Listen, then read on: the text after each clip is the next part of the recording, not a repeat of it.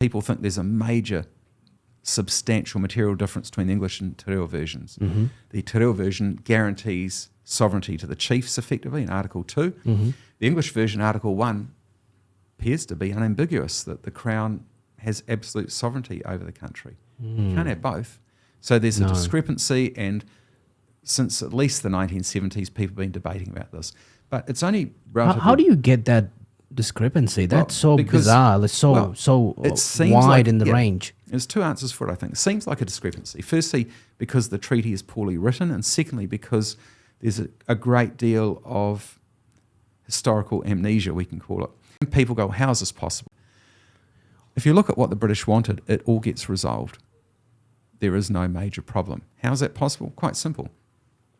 The British make it really clear, we want complete sovereignty over New Zealand, but over whom? Only over the settlers living in the country.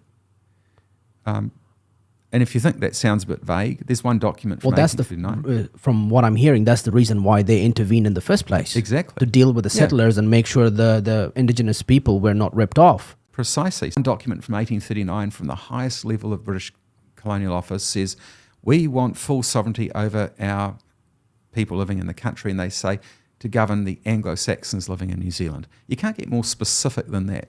That's the extent of the sovereignty the British wanted to exercise in 1839, 1840, over that roughly now 2,000 or so settlers living in the country.